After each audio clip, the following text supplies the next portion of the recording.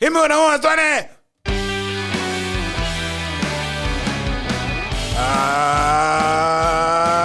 Yeah, it's the Capital City Podcast. I'm your host, Capital J, alongside my main man, DL Glass. DL came up with a great topic, man. We're going to jump straight into that. Yes, sir. What is it? Can you judge a person by the music they listen to? And since we're talking hip-hop, I know this topic can expand way beyond hip-hop. But since we're talking hip-hop, let's just say within the hip-hop community, I think there are some stereotypes and people being judged by the way they lean hip-hop-wise. Absolutely. You know? Absolutely. So, well, where are we going to start? In the beginning. Yes, sir. Now, back in the day, when you heard somebody listen to hip-hop and it's 1980, 81, 82, you know they're probably young. Have to be. So the immediate judgment is, that's a young person. Yes. Just hear the music.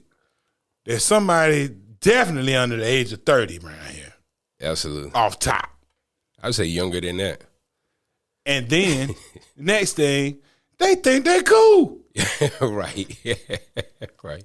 This You know why I say I think they're younger than that? Because during that time, now that I think about it, I know some late 20 and early 30-year-olds. I never heard them play hip-hop. At this point now? No, back then in the early 80s. I mean, right, but you have to remember we were in North Carolina. Oh, yes. And yes. In 1980, 81, the only people really seeking it out was probably, us, the teenagers. But since hip-hop had already been going on for 10 years at that point, then I can imagine that there were some 30-year-olds in New York that already been raised on a nice, steady diet of hip-hop. Yes. Already. Absolutely.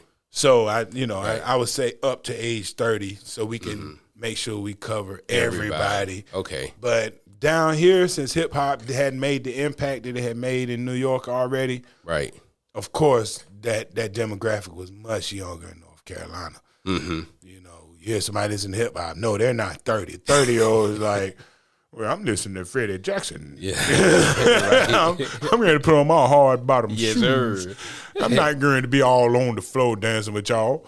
Y'all look crazy. Hanging their clothes in the back. Right. Look crazy wearing sneakers in the club. Still getting their clothes pressed at the cleaners. Right. That was the difference. Yes, sir. So hip-hop had, people listening to hip-hop were being judged back then. Yes. And not just by your age or what you're into. People also look at you like your taste in music is not fully developed. Right. Because I know I heard plenty of times, this ain't real music. Mm-hmm. They ain't doing nothing but talking. Right. Anybody can talk. Right. You heard that. Mm-hmm. Where's the showmanship? Mm-hmm. They ain't doing no dance moves together on stage. Right. Where's the three-piece suit? It just seemed unprofessional to anybody that grew up on the Temptations. Right. You see a couple of guys grab the mic and rip it up with a DJ, like he ain't even got no band. Where's the band? Right. So we were being judged early. Mm-hmm. So off top, the judgment started with just listening to hip-hop versus everything else that was available. Right. You were being judged. This before hip-hop had sub-genres. There's no trap. Yeah. There's no pop, hip-hop. There's no, none of that. There's It's no just Eminem. all the same, yeah. It's just hip-hop in itself. You're being judged just for enjoying it. Right. And I'm just thinking about this now. It's a little bit off subject, but it's still relating to early hip-hop. Because what you just said sparked something with me when you said an older person might have said that they just talking. Right. But isn't there a lot of times, like, because they call masters of ceremony and a preacher gives a ceremony, wasn't that kind of like what a preacher did? True, but Preacher wasn't calling himself a No. musical I'm artist. not saying that. You Right. know what I mean, though. I'm just saying that it just seems like it should have been easier. Street sermons should have been easier to relate. Yeah, that's all I was saying. Yeah, Especially from a generation that had Dolomite and Blowfly. Yeah, right. And Gil Scott Heron. And Fatback Markham. Yeah, Pig Meat Markham. Yeah. You know, so it's not like the blueprint had been laid down. Right. But I think for some reason they were able to separate what Gil Scott Heron did from what Curtis Blow was doing. Like, it's different to them. Right. Curtis Blow looked more like them, though. I guess it's because Gil Scott Heron had jazz and funky jazz playing in the background. And he had his hard bottoms on. He was And pants usually in pulled some African garb, yeah. some kind of dashiki. Right. Wasn't street attire. Right. But then you fast forward a few years, and within our hip hop community, we started judging each other based on which way your taste lean in the hip hop. Right. And we talked about how that first separation probably came from the way it used to be to the way it's gonna be. It was probably Run DMC and coming in there with just a beat machine. Right. Prior to that, at least you could make the argument to your parents, well, they got a, Sugar Hill Gang was rapping with a real band. They had an in-house band that was playing the music. Mm-hmm. Run DMC came out with just drums, and then it was even harder to try to, that ain't nothing but the drums, and the drums ain't even real. It's some electric drums. What is this? Right. I cannot get jiggy to this, So the judgment began, are you of the old guard, or are you new school? Right. Run DMC split the crowd. Yes.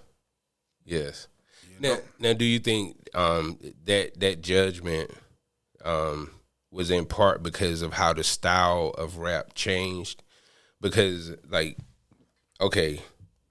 rappers of the early, before Run DMC, came with the full sentences and all the cadences and actually, rhymes that weren't just rhyming words, but actual sentences and, thought behind it. I think Run DMC had a lot of that flavor too.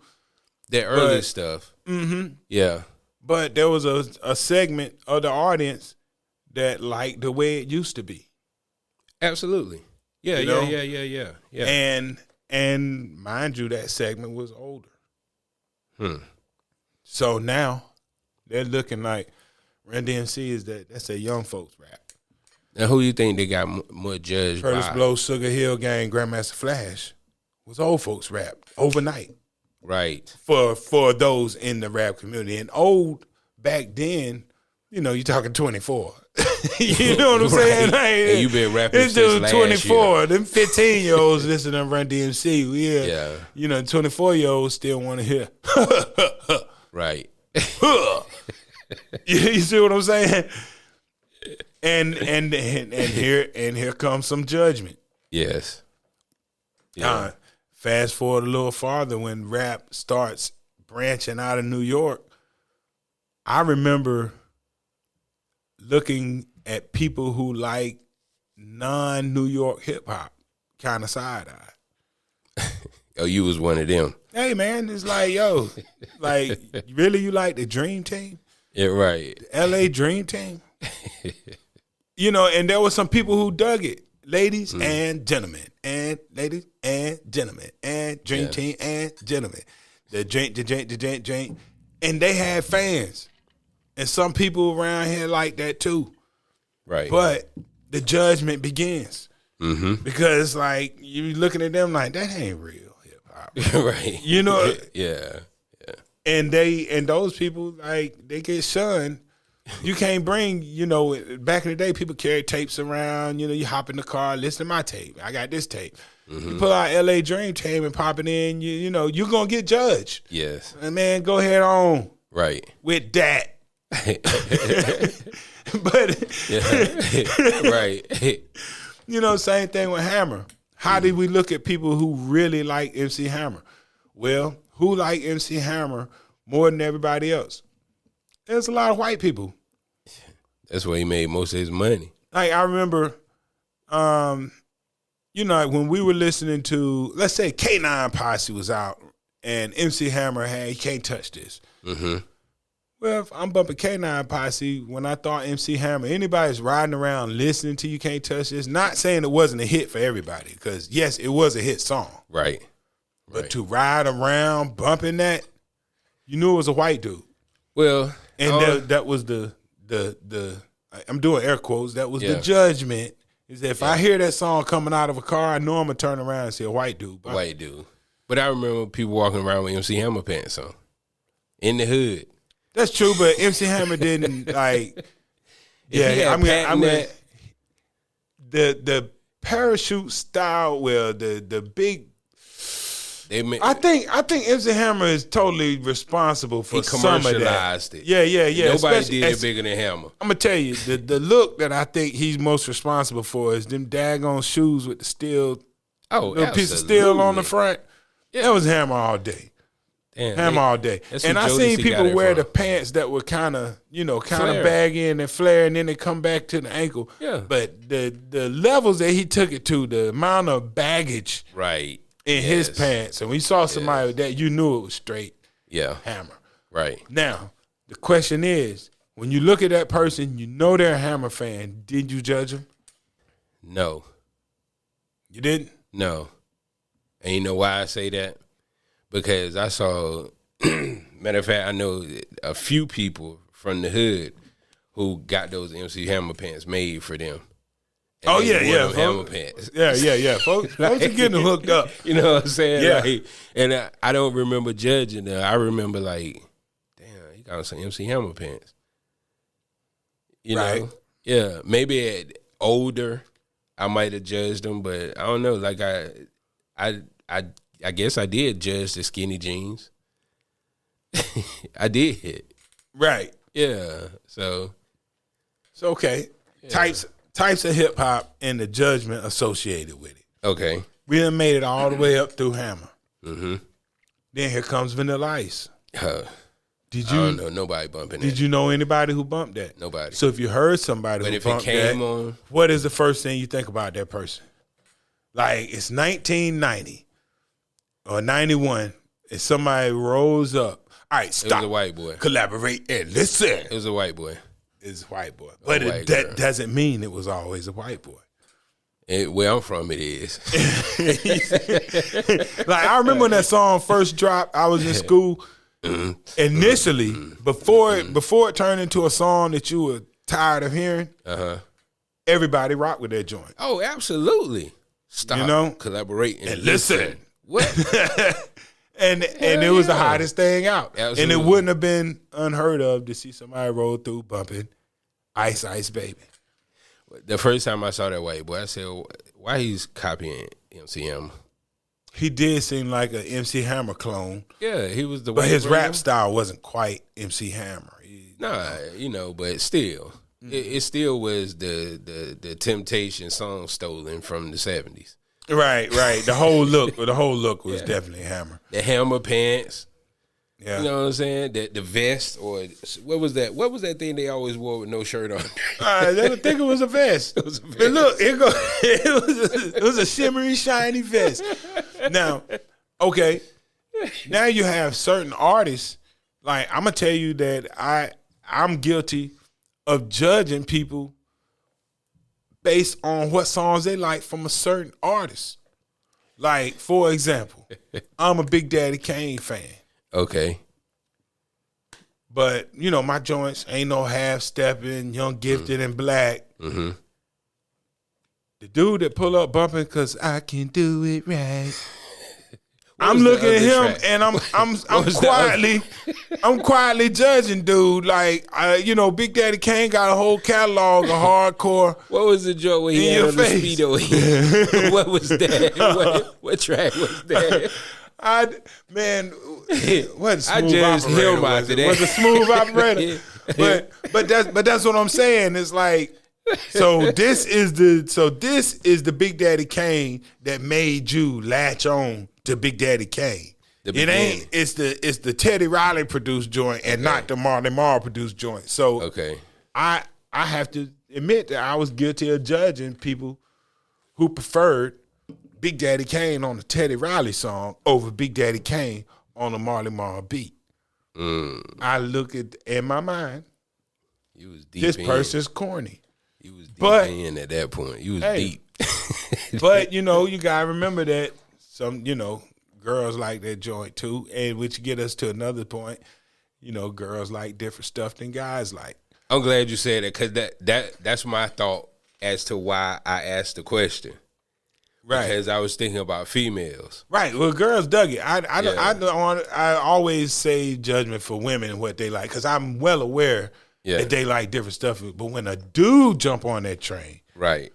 Like if I hear a dude say my favorite Nas joint is "You Owe Me," and he skips represent and all this other stuff. In my mind, I may not say it out. Ain't no dude gonna say that, man. Pick another song. I'm just saying. Pick another track, man. I'm just saying. But this is the way that we quietly judge people.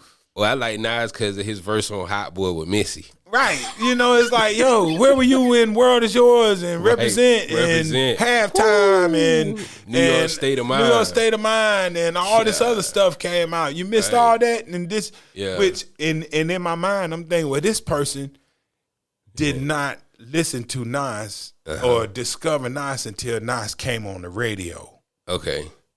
Right. So in my mind, I'm judging this person saying they're not a true follower of hip hop. No. Because this is the Nas they know now, right? And that Nas that was radio Nas, right. If you don't know the other Nas, I ain't really want nothing to do with you. Nothing. Yeah. And it's hard. It's hard because it's human nature.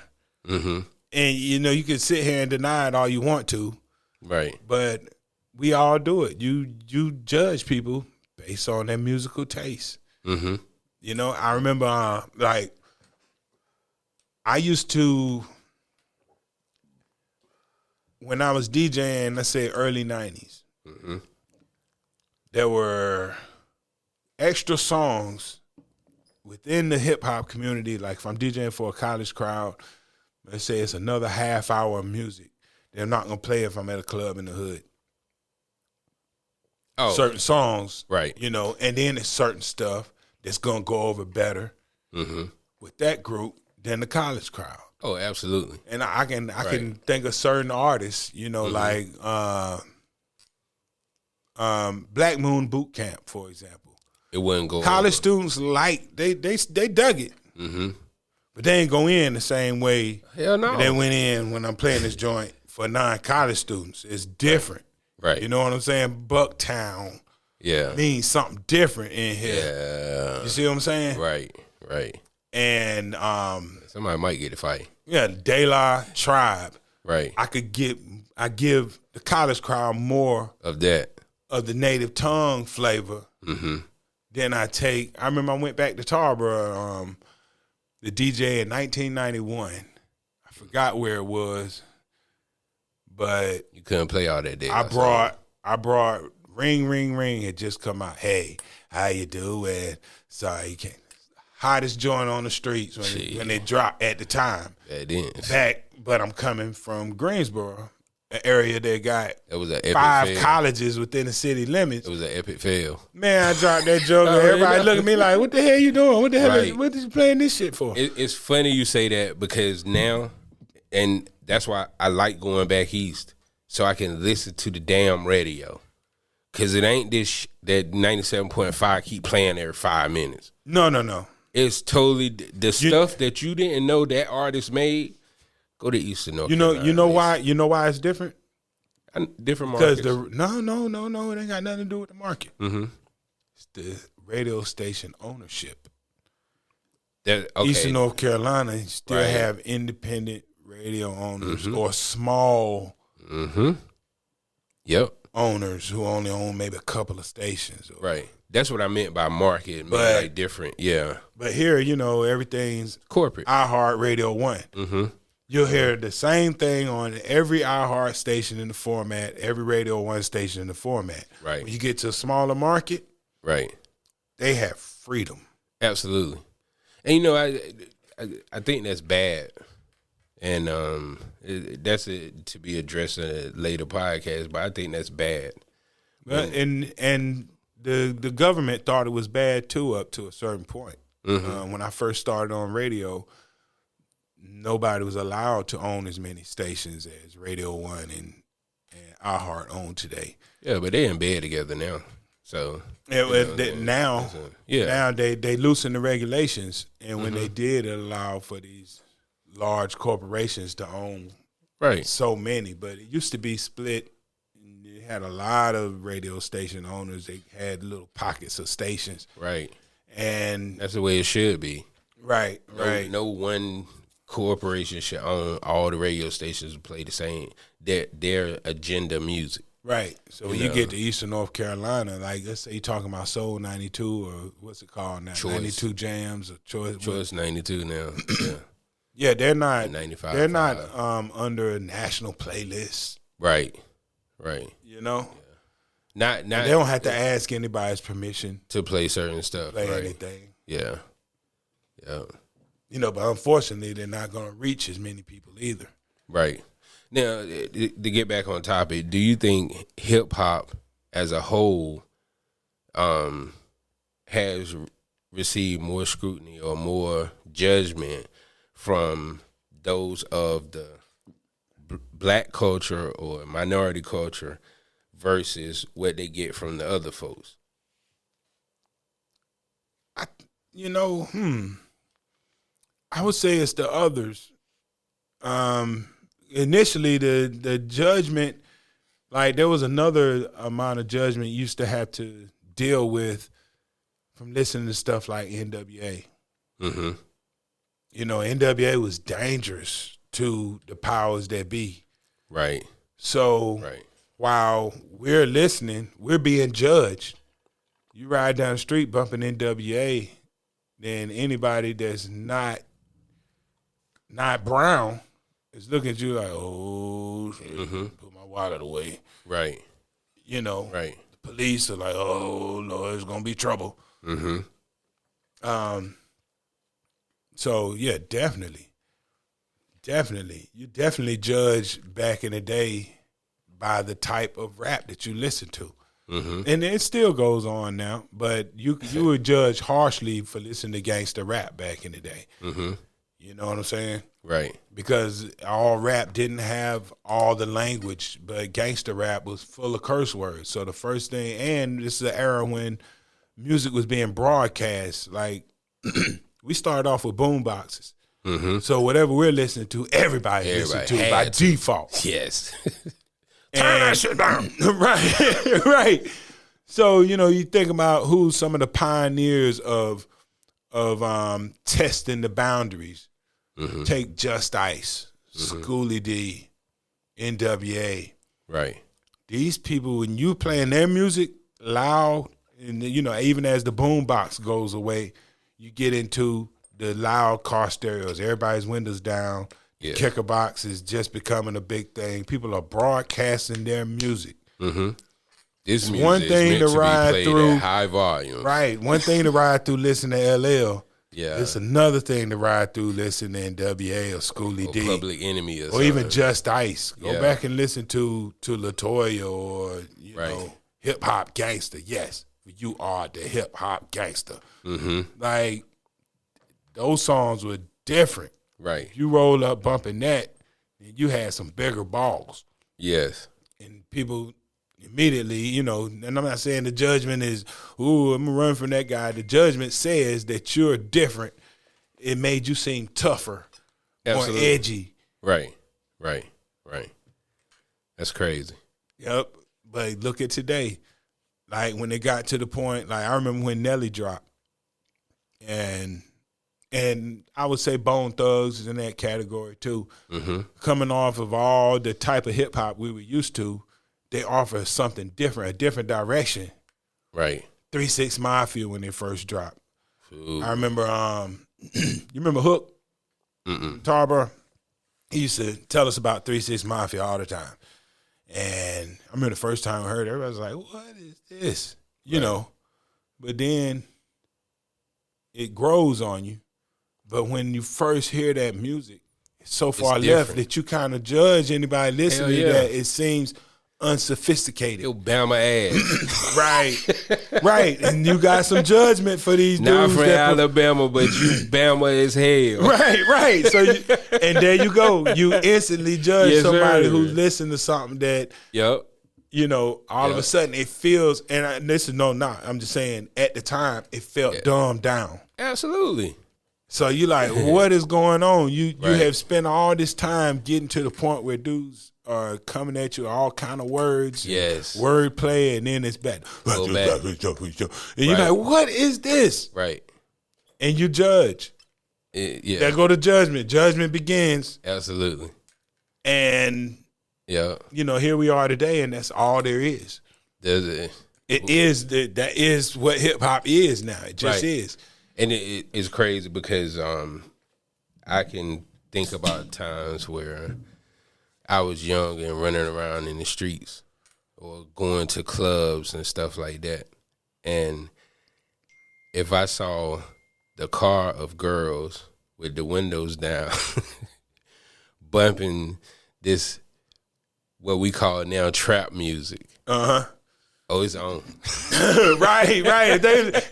You know, and there goes some judgment. Absolutely. Yeah, any girl that's sitting around listening to this, well, she ain't, you know, maybe her mama didn't raise her so good. She might be down to do something strange. And that may not be the case, but that is the judgment. Yes. By what you're listening to. Versus the ones that's in the car with the windows up and you can't hear their music. But especially like they were listening to MC Hammer. Right. When that whole trap thing, I think when trap music really went commercial and it was available to the masses, like people give credit to T.I. for being the father of commercializing trap. Yeah, I can see that. But I say the rapper that they don't give enough credit to, who was, in my opinion, more popular than T.I. ever could have been. And when I say popular, I'm talking about when you have buying power that makes people spend on you, was Jeezy. When I tell you, when this black bald-headed drops, every female car I rode past, and they rapping every word. T.I. every had time already went kicked to the door, club. though. He had already kicked the door. I say that. You know what I'm saying? Yeah. But I'm talking about, I didn't see T.I.'s effect. They rock with Gucci, too? Jeezy did it first, bruh. Really? Gucci. I don't take nothing away from Gucci. I can't unlink Jeezy and Gucci. Like, first time we heard Jeezy was on Gucci's song. Absolutely. So I give you that. At the end of the day, I give you that. You're going to look back on it and say, who put Jeezy on? Gucci. Absolutely. But when I think Gucci went to prison the first time, it's like the first summer that Jeezy got his when the snowman was everywhere. Good. Bro, you ain't seen that nowhere. You ain't see that. The snow, you said he was snowman like, was everywhere. It was like it was the same effect that 50 Cent had. Like the way that Jeezy took over the hood down here was the way that 50 Cent, the same impact I saw in that similar community. 50 Cent had everybody walking around with a snowman on their T-shirt, though. Oh, but I'm not ever going to say that Jeezy had more impact than 50. No, I ain't saying that. I'm just talking about that. I mean, the proof is in the pudding when you're talking about the impact of a person. You know what I'm saying? Yeah, I even see a couple of dudes wearing them old crazy. Dre and Eminem, though. Jeezy didn't have Dre and Eminem. Nah, he didn't. You know what I'm saying? So, you know. He did, but yeah, 50, yeah. Like, 50 Cent is, in my opinion, undisputably in the top 5 greatest that ever did it. And you take that how you want to take it. Hey. You know what I'm saying? Hey, that's your mic drop moment. You know what I'm saying? Take it how you want to take it, because if you want to talk about numbers, we talk about numbers, 2 diamond albums back to back. Right. Like, come on now.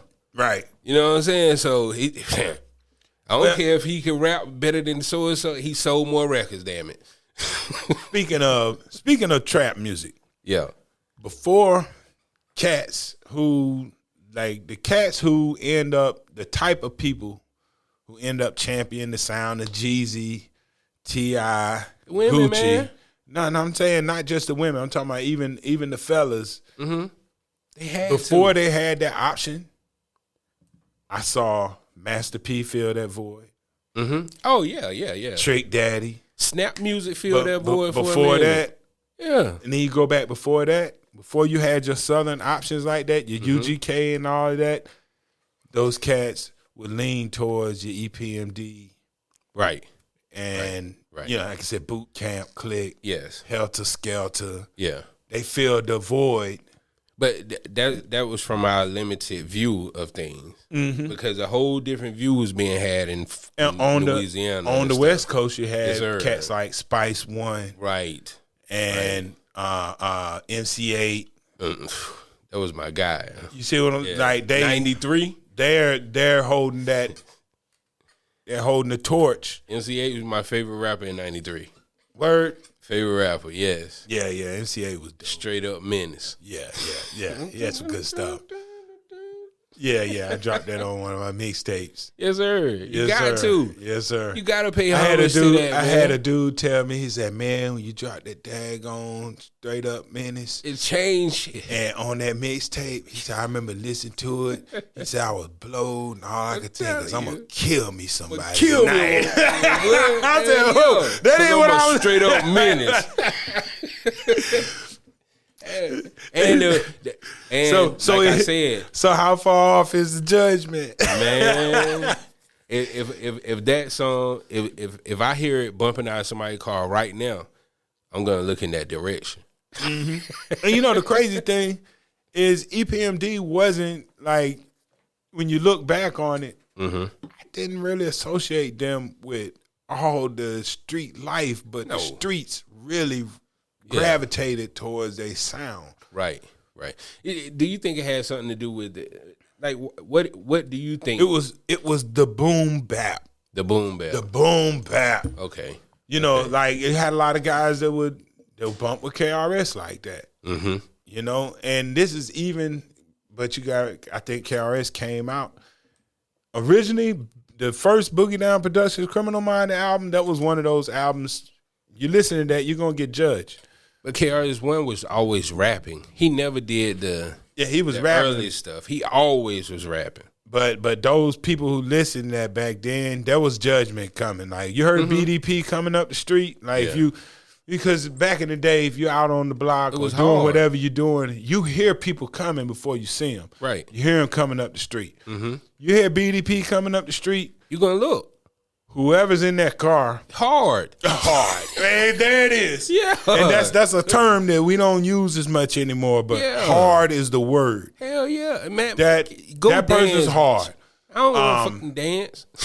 Yeah, and I would say that some of the early Jungle Brothers got tossed in that category, but then later on they softened a little bit. The image softened. Right. But when did Jeru the Damager drop? J. Rue. All right, let's take J. Rue. I would say that while he did have some hard stuff, I had a different type of judgment for people who listen to J. Rue. Like they were the seemed like that was the beginning. Like I would argue that the kind of people that you judge as Erykah Badu listeners in hip hop, started their journey with J. Rue and cats like that. Okay. You know what I'm saying? Okay. I know a lot of people say, what about Tribe Diggable Planets and all that? Diggable Planets, but J.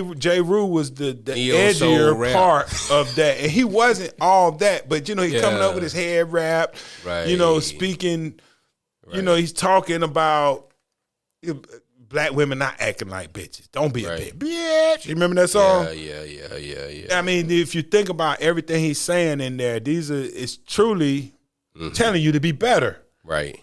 And that was the movement at the time. He was the edgy guy doing it. But when I listen to that, I automatically think head wraps. Immediately. When I hear J. Rule, I think head wraps. He probably still got one on now, don't he? I don't know, but you know, I associate the person who loved J. Rule with the person who's gonna later love Erykah Badu. Goody Mob. Right. I put, you know, right. Tough, hardcore, but still there's a consciousness in what they're saying. But they're still delivering it in a true street fashion. So that's why, you know, I said Erykah, Goody Mob, J. Rule, X-Clan. Foo Snickers? Nah. Maybe Fugees. Absolutely, the Fugees. You know? Neo Soul Rap.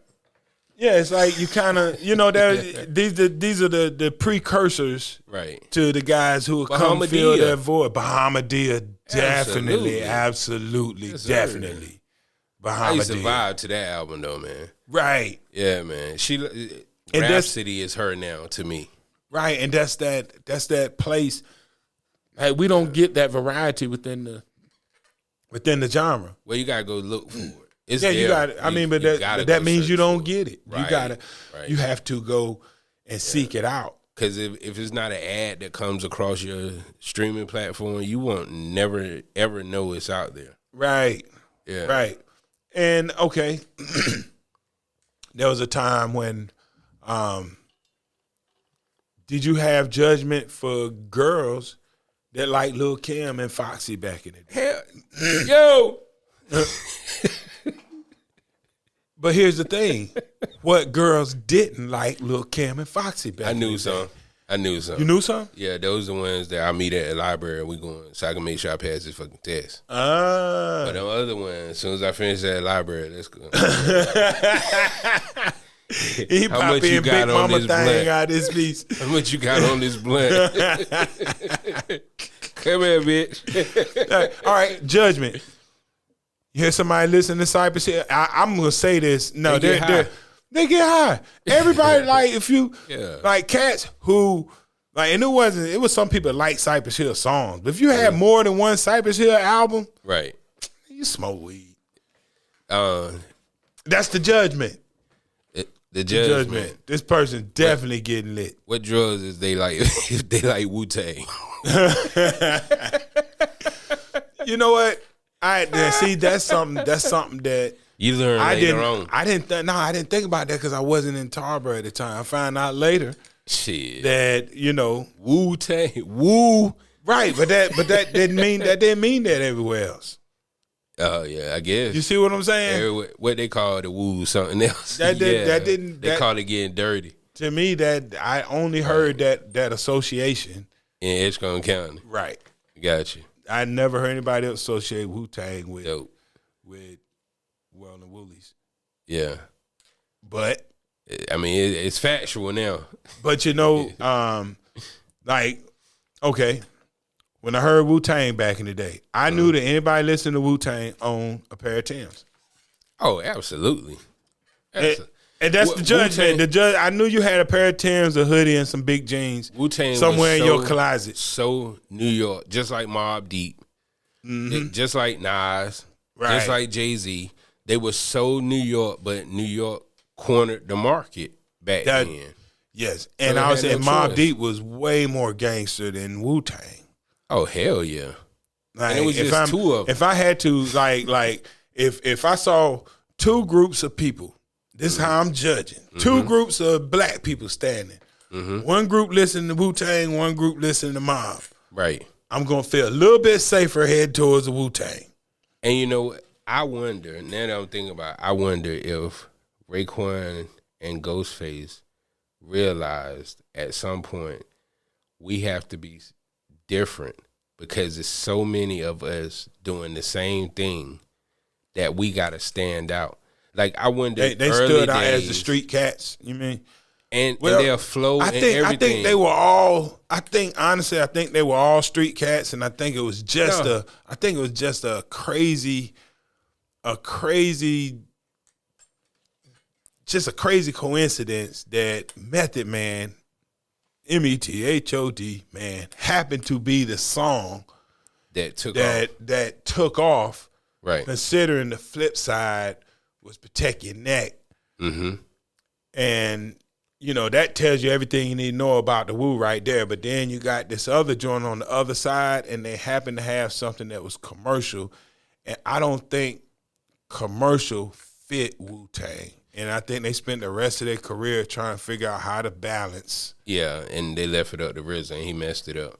But what I was saying about them being different, I'm talking about their styles, because metaphorically speaking, we had not seen that, and not like shit. We ain't seen it since. The way these dudes were speaking in parables and all this other stuff about stuff, and they was rapping about the same stuff, but they just chose to do it in a different. Yeah, like, they were different early on. Like before we heard of quote unquote the Wu, was their style the same? Like did Ray and Ghost have that style before? Like how did they? Man, I have to imagine if you listen to the whole group collectively. Yes, you can hear the elements of their style that bond them together. So I think from being together so long, yeah, I think their style was forged in a community, in their own community. They all had a little bit of that, you know, a little bit of whatever makes them Wu. Mm-hmm. You could hear it in all of them, even though all of them were different. Now, who came first, Das EFX or Wu-Tang? Das EFX. Right. But Ray and Ghost. But RZA was producing before. No, RZA was already, he had been a solo artist. What was his name? Raheem, Prince Raheem. Right. So, you know, he had already made a run. The GZA had made a run as the Genius. Did they take Das EFX style? No. Nah. You ain't never heard of Iggy out of the Wu. Nah, they just did it different. Nah, I don't think. I don't hear anything. I don't hear anything. Like, how did they come up with it to be so different when it was so many members of them? That's what I'm saying. Like, that's why I say it. Everybody that came, you start thinking 93, everybody was a little different. Like, you know, this is one of the, when there's so many styles of hip-hop out, everybody's different. That's why it's so easy to point to the judgment that you have, because when, like, you talking about Das EFX is out at the same time as PM Dawn. Yes. And I don't know anybody that was bumping PM Dawn. I like that track. Yeah, everybody liked it. Yeah, but nobody was putting. But you were almost, you knew better than to bump it. Right. Like, it was a lot of songs that you liked, and because of the judgment, there were some songs you liked that you would not bump around people because you knew that it may do something to your reputation. Because like the song you're listening to, the song you're listening to is just what back in the day, what you pull up listening to is just as important as what kind of shoes you step out with. Absolutely. What kind of sweatshirt, what kind of jeans, what kind of haircut. Right. And you can like something, but you cut it off when you get ready to be around people. Oh, hell yeah. You know, there's a bunch of stuff. Like when you pulled up bumping that Sexy Red the other day, I didn't judge you. And I saw you try to turn it down. I know this is a joke. But honestly, but that, you know, you like it. I like that you my everything. Ted and Mosley go together. Ted and Mosley go together. That shit just catchy. Hey, it's catchy, but you know what? That's a song that I actually like that song. It's not a hip hop song. I wouldn't pull up nowhere bumping that. It's not a hip hop song, so you shouldn't. You know what I'm saying? That's a 40s track. Ooh, baby. I honestly thought it was a parody when I first heard it, bro. Like, she sounds horrible singing. And Drake got right on that track. But that's the thing. Like, we've been through horrible before. We heard Old Dirty singing horribly before. We heard Eazy-E singing, you know, I'd rather be with you, ho. I mean, you know, like it fit right in line with things I have accepted before. No. I've accepted bad singing from Old Dirty and Eazy-E, so I would take it from Sexy Red. It ain't just singing, man. It's like I've accepted bad rapping from Old Dirty and Eazy-E before. Because, Old Dirty, he ain't always come out with the best of absolutely lyrics, No. But you either like it or you don't. Yeah, well, we knew he was on drugs. Yeah, so, and you know what? And right now, true hip-hop aficionados have big-time judgment for people who like Sexy Red. Absolutely. And there are some people who grew up listening to Wu-Tang, Lauryn Hill, and Sexy Red may drop a song, but they cannot let people know that they feel that because they'll lose something. Hold on, say that again. There are some people who grew up listening to Lauryn Hill, Wu-Tang Clan, Fugees, and Sexy Red may have a song that they like, but they're not gonna let you know. You talking about guys? You ain't talking about women? Nah, hell no, because the women gonna bump that shit. Well, it's and then there's a guy too out there like yeah. Somebody's digging this stuff, right? But they're not gonna let you know. Billboard gave Sexy Red number 2 on the sexiest women list. Sexiest. Oh, who's number 1? Ice Spice? Hell no, boy. Nickel. Oh, she's number 1 on the sexiest. Yeah. And Sexy Red is number 2 above Meg, above Ice Spice, above Cardi. I'm sorry, but here's the thing. Like, she's Sexy Red. She gonna stink, man. But she's not really that sexy. She ain't sexy at all, man. She's sexy to somebody. Yeah, I'm just speaking from my perspective. Trashy. She's a little trashy. I don't know, because I've seen trashy that still has sex appeal about them. Yeah, but then sometimes it's just pure trashy. Thank you. Like once you singing about it or promoting anything with gonorrhea in it, and you're not sexy no more. That's just trashy now, and she's admitted that that's the lane that she's walking in. So when you understanding what we were raised to believe about that type of woman, then there's gonna be some judgment if that's what you choose. Bruh. I think people get judged and people get stereotyped by ignorant people who don't understand that there are different types of people and they have empathy for the different types of people. But I think when you actually verbalize and promote, whether it's on the mainstream, low, whatever, if that's what you're saying about yourself, that's not stereotype. Right. Because you've told me, you know what I'm saying? It's not me judging you or any of that. It's what you told me. I think there's the difference between those two. And so this leads me to another point that I was talking about judging, because we cover a lot right now. And I'm at a situation now where I'll share something personal, where the kids and drill music, like, I know enough kids and I've been around, interacted with enough kids to know that drill music doesn't make the playlist of all the kids right now. Right. But the kids who continuously listen to drill music and pain music, I think as a parent, you should judge your kid and pay attention to your kid. Because a kid close to me for the past 3-4 months, I have heard this kid listening to nothing but drill music. Before that, it was pain music. And I didn't even know what the pain music was until I was in Waleed spot in Atlanta. And I'm sitting beside this very timid dude. And come to find out, he's the quote-unquote godfather of pain music. Who is it? I can't even remember. Rod Wave? No, his producer. He's from South Carolina. Oh, right. Okay. His producer. I'm talking about this dude probably don't even leave out of the house. Right. Because he's so antisocial and shit. That's where he pulls from to make this music. Mm-hmm. And so me and this person had a conversation about the pain music. And then the next thing I know, it's all this damn drill music.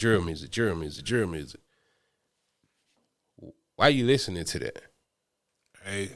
In the 90s, we listened to the hardcore, grimy shit. And that's what we had access to. So, well, you know where the judgment, the part of the reason you judge is because, like, we remember watching dudes change their persona, bruh, as they got more involved in their favorite artists. I watched dudes change the way they dress, the way they talk, and the way they act because, all of it. Like, you know, if I like Wu-Tang, then now I'm gonna look and act like a Wu-Tang Clan member. If I like NWA, I watch dudes turn into Compton gangbangers. All of it. You know, I seen it happen in person. All of it. So after you seen it happen, you can't help but attach what you seen to what people are listening. Like, if this is what you're listening to, then, and you're constantly bombarding your mind with this, then eventually it's gonna get you. And you know the difference of the 90s. That's grimy. the danger of this horror music. You let your daughter sit listen to stuff all the time. Listen, man. Eventually, and it's not even them being, but because now is a different time, and you're being judged on social media by people who don't even know you. How about this one? You remember when Eminem first came out? And kind of like everybody rocked with Eminem. And there was no judgment. But eventually, there came a point where if you rock with Eminem, you kind of got judged. Absolutely. You like, it's pop music. Right. And you got judged as, you know. It's pop. Right. But drill music will have you judged by them boys who really bout that life. The senseless violence. They will see you as involved. Listen. There's a young boy in New York within the last year to 6 months. He's like 12, 13 years old. He got killed. Mm-hmm. He was a drill artist. Mm-hmm. Gang affiliated. Like, I'm not going to sugarcoat this because drill music is gang affiliated. Right. You know what I'm saying? Like, how the hell you going to make drill music if you ain't gang affiliated? What you got to talk about? Right. I see this social media profile of my young boy, and I got so nervous that I started shaking because you don't know what you're putting into the universe and what's being attracted to you because of your ignorance, because you want to listen to this and post this. See, that's the thing. That's the thing. You post, you're attaching yourself to it when you put it, when you go public with your preferences. Jay, every drill track that I'm familiar with reference a death. Mm-hmm. Whether the bro got hit or the bro hit somebody. Mm-hmm. And you know what either one of those bros has? There's other bros who gonna ride for bro. Right. And, so and that's why it makes it a dangerous association. You can make an innocent video. And you will be judged to be part of one team or the other. Thank you. I got you. Thank you. That's 70% of why I thought about this topic. Mm-hmm. Is because we on some levels picking a team. Yes. One of my favorites, Pooh Shiesty. Mm-hmm. I heard you roll up bumping the Pooh Shiesty today.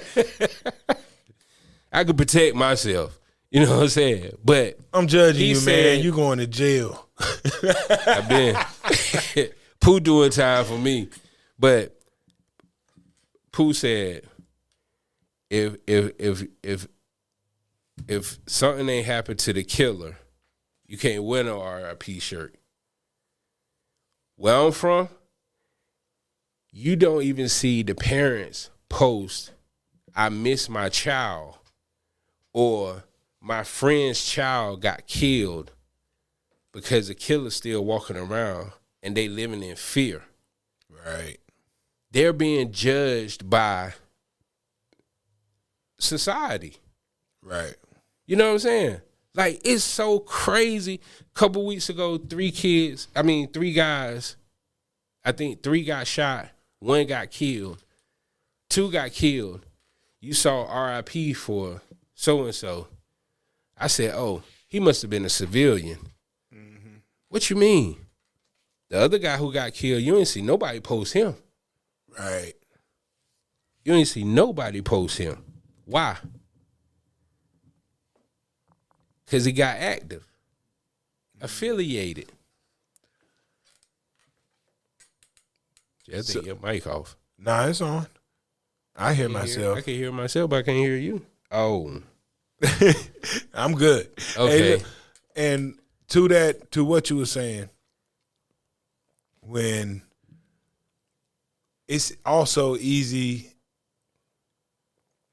to get caught up being judged in areas that are more active. Like here in North, that's why social media is it reaches all those areas. Everywhere.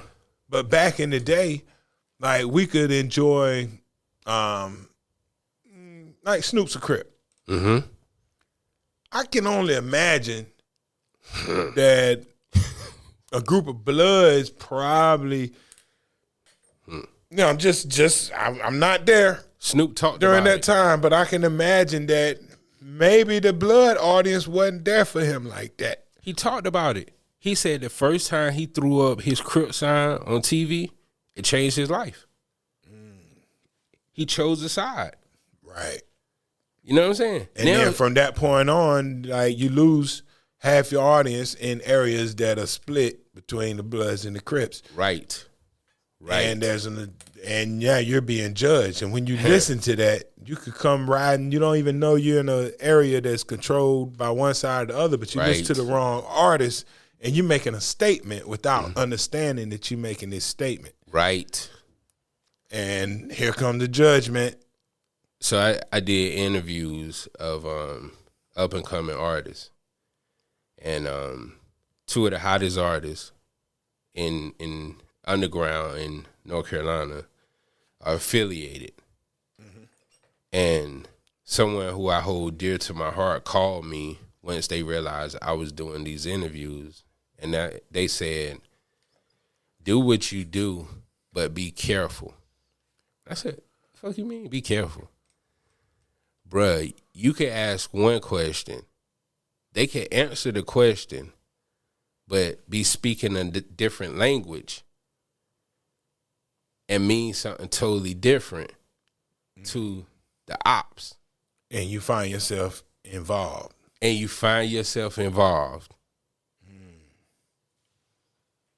Crazy.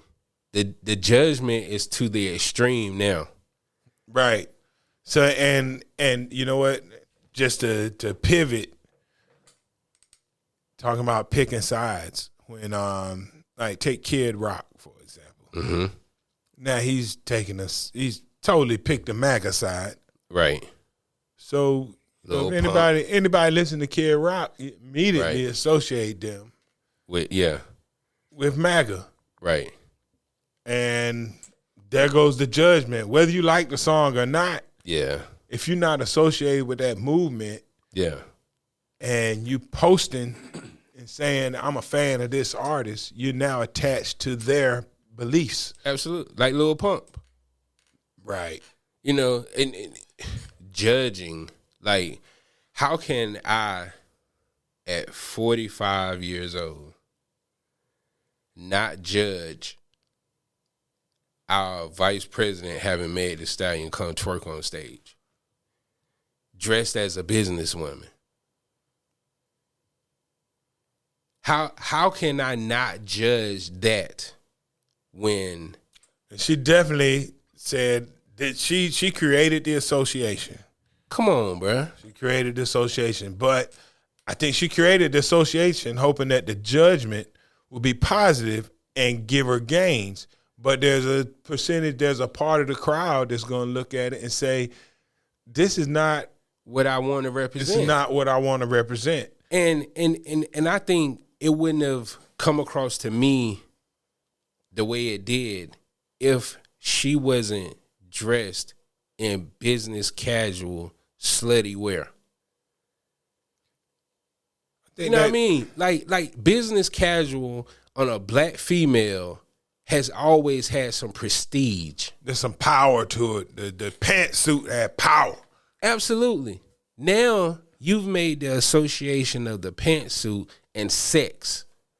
Mm-hmm. Isn't that like taking the power away? Because if I respected that coming in the room before, now I can associate it with sex. And yeah, porn has been out there for years doing this. Right. But that's not at the event for the president elect. Or somebody trying to run, right. Like, so but this goes right back to the conversation though. The judgment in what music you choose to associate yourself with. Absolutely. And you know, she could have easily pulled Rhapsody up there, and you know what I mean? She could have wrote a rap with no curse words in it, no twerking. The new black national anthem, right? Could have easily been that coming from a black woman. That so because it's time for a new one. I see that. I see that. I was like, I was confused, and I was like, so is this further now the judgment from me is this further pushing an agenda that your co-partner has already pushing in Minnesota anyway, which is basically sexual freedom. Like, I can't even get on my soapbox right now. Yeah, we can save that. Look, the direction you're going sound like a whole topic for a whole other show. I mean, but it's all a part of judgment right now. Because, like, and I was like, so Meg is educated. It's across the board. Like this, you're going to be judged for what type of music you associate yourself with, from the top to the bottom. From the top to the bottom. So and even a presidential candidate, right? And that also goes to say, another example is when you have artists who stop people who don't align with their beliefs from using their music. Right. You know, don't use my song to walk out there on stage too. I think Obama used Jay-Z and Jeezy to empower people to vote. And so we've seen this before. Yeah, well, I think they're just as much of an imperfect messenger as Megan Thee Stallion. Like, there's no difference between the impact that Jay-Z and Jeezy had versus Megan Thee Stallion. Megan Thee Stallion made girls want to twerk. Jay-Z and Jeezy made dudes want to sell drugs. They didn't. Oh, of course they did. The Snowman, you telling me the Snowman didn't make somebody want to sell drugs? He made it sound real cool. Up until that point. But if he people had didn't even know how much Kilo was supposed to be. No, but if he had represented the president to be with drug talk when he did the music. Right. I see the difference. The difference is bringing it to the campaign. That's what I'm saying. I'm the individual. But this is not what I'm saying right now. Right. I understand. This is our future here now. Right. And it was no time to be twerking. Come on, bro. Let's not act like it ain't the woman's time, bro. Right. Don't act like it ain't the time for them to hone in on that power that we giving to them. Right. And it's a perfect time to, and not the power that we giving to them, the power that we recognize. Right. And it would have been a great time for Megan Thee Stallion to show her her intelligent, and she's educated professional side. Yes. and you came out twerking and business casual. This was the time you came out freestyling about how this woman is so great and how she's gonna help America. Yep. You couldn't even give us an original verse. You couldn't even give us an original verse. You gave us something that promotes sexuality. Right. When this is a time where people are supposed to be using their brains to make a conscious decision about our future, and this is what you do. It's a distraction. Right. All right, I'm done. That's most profound because it fits right into what we're saying, man. Like you're judged on what music you listen to, and I'm almost 100% sure that Kamala Harris don't have Megan Thee Stallion in her playlist. Right. Come on, man. Any more than Barack was sitting around listening to Jay-Z. You know what I'm saying? Like, I don't believe for a second that he had him on his playlist. I don't. Come on now. Maybe Michelle Obama had some Beyonce in there. She different. You know, she used cocoa butter. She might listen to Jay and Jeezy. Any more than I look, I don't believe that anymore than I believe Hillary Clinton still got that hot sauce in her purse. But Jeezy came out. My president is black. My Lambo's blue. Right. No drug talk at all. Right. And you know what I'm saying? And that's a great. That was a good point to make, especially considering what we're talking about right now. But yeah, man. This is the mixtape, man. This ain't just the podcast, man. Cause all of this be off the top, man. I seen a couple other shows that they film in North Carolina and call them podcasts. Mm-hmm. But there's too many antics going on them. That's why they filming them. Right. And I heard somebody say the only true rap or hip hop podcast in North Carolina. No, bruh. You don't make me come to New Bern Avenue and sit down and talk to you.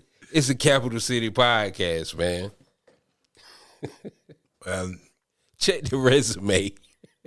Yeah, I'm telling you, man. After you drop that Megan Thee Stallion thing, I'm like, golly, that hits the point. It hits the point so well. Like it's hard to go anywhere after that. Well, we talking about keeping women's free choice of their bodies. Not old girl who talking about she want a Plan B pill. That's what you brought to the stage. Come on, man. Yeah, come on, man. But you know what? That same judgment that we're talking about, yeah. While some people see it negatively, mm-hmm. when you think about the hordes of fans mm-hmm. that she has,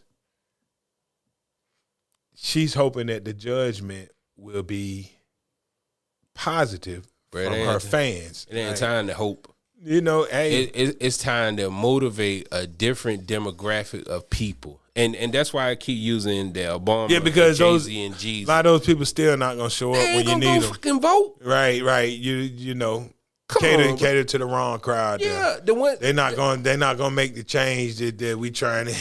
But I try to work every morning, Monday through Friday. You know the two things I see on the road: mm-hmm. Mexican men and black women. Yeah, headed to work. That's predominantly what I see on the road. You know what I'm saying? Mm-hmm. And I could tell the ones that's going to the call center, and I could tell the ones who actually going to. And I'm not downplaying a call center job, but I could tell the ones who are going who have power, who are going about their business too. Right. You know what I'm saying? Because I don't care what gender it is, you got people who are decision makers, and then you got workers. How can you tell? Are you judging based on the car they're driving and how they and how they look? Yeah, the car and how they look, how they dressed. I ain't gonna say how they look because how they dressed. But we made the association a while back on this show that how you're dressed is just as important as what you're listening to. Absolutely.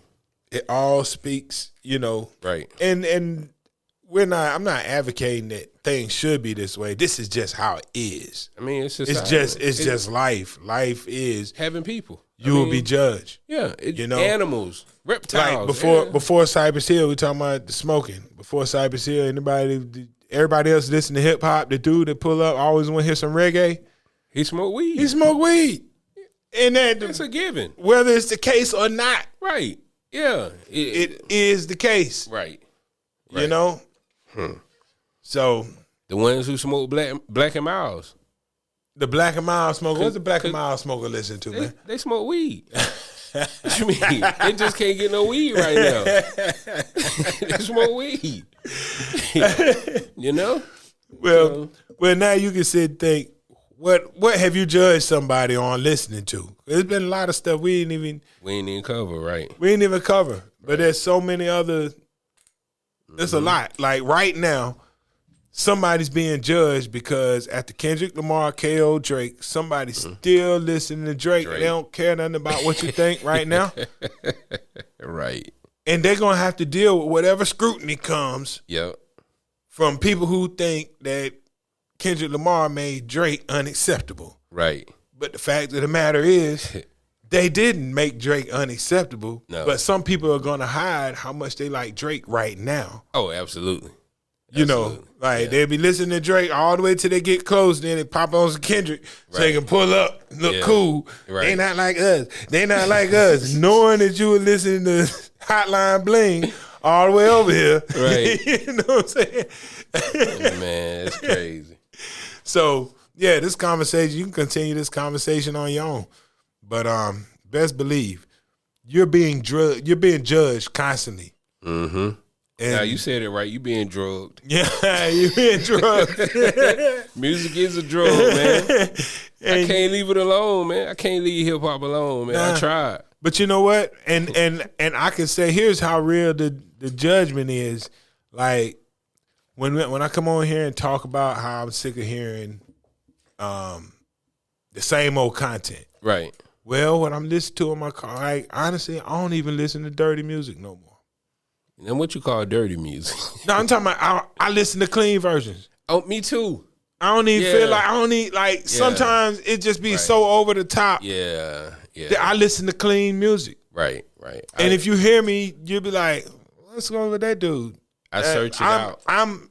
That's where I am right now. Yeah. So if you judging me, you're exactly right. I don't want to hear that. Right.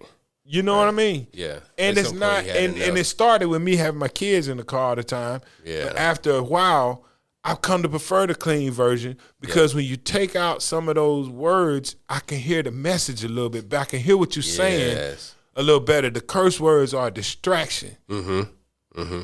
And now it feels a little more creative to my brain when I get rid of the cursing. Yeah. Cause it's like, well, why they? And then you put the cursing back in. It's like, I don't know if I like the song that much. They said nigga 3 times in a row for nothing. Right. It's kind of like having a conversation with somebody that curse all the time. Like, you know, it shows you that you know how far the conversation can go. Right. Yeah. Or you know, you hear a song that like at the end of every stanza, whatever, ho. Right. Keep it real, ho. Bitch. Fuck how you feel, ho. You know what I'm saying? I'm feeling feel, ho. You know, and it's like, if you take that out, and now all you hear is, I keep it real. Right. I can really feel it. I did the jail. And it's like, well, you know, you don't even need the ho in there. Right. Well, yes, you do for it to rhyme. But it still rhymes. Yeah. You know, I keep it real, ho. Right. Don't get yourself killed, ho. But you could take the hoe out and you still got the rhyme. Right. And now you're not distracted from the creativity that was put into this because you really, when all the extras in there, you thinking, oh, so hoe is the common denominator. But no, not really. It's the rhyming words before hoe. Right. And you could take the hoe out and you got a perfectly good song that you could play for anybody, old people, young people, grandmas, kids. Yep. Put the hoe in there. Yeah. Last thing before we get out of here. Yeah. The culture of hip hop is so impactful that you can look at the style of dress and make judgments about people. No doubt. I seen Cat with the Jesus piece. I think I told you this. He had a Jesus piece a couple weeks ago, and I said, "Damn, bro, you looking like somebody just when you get out." And he thought about it, and he said, "Last year, but how you know?" Bro, you got a damn Jesus piece. hey, look, it's swinging. Look, speaking of judging, this is outside of the hip hop realm, but back when Boys II Men was out the same time as Jodeci, right? When I saw cats dressed like Boys II Men, I ain't look at them the same way as I look at them cats dressed like Jodeci. I'm pretty. And you, it was different.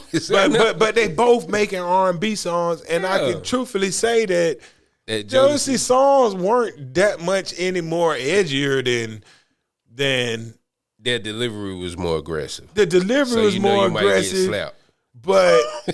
But you know, at the end of the day, you know, like. So you want to fight? Yeah, promise I never fall in love with stranger. That's Jodeci. You see what I'm saying? Yeah. Like they're not that far apart. It's just the imagery behind them. That's what I'm saying. Yeah. You know, Boys II Men had some joints that bump. They never had a fiending. They, I don't know, man. Boys II Men. So you're having my baby, and it means so much to me. I'm through. I'm through. I'm sorry. What are you talking about? You take my money, my house, and my car. You're killing me right now.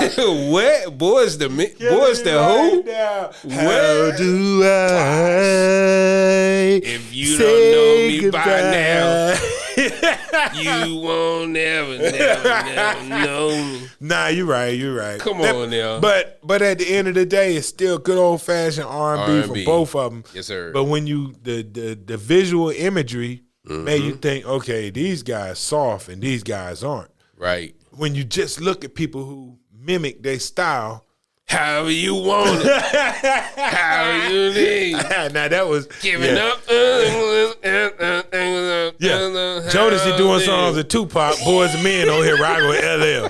So, hey, we out here. Judge us how you want. You know, I got all kind of stuff on my playlist. You're having my baby.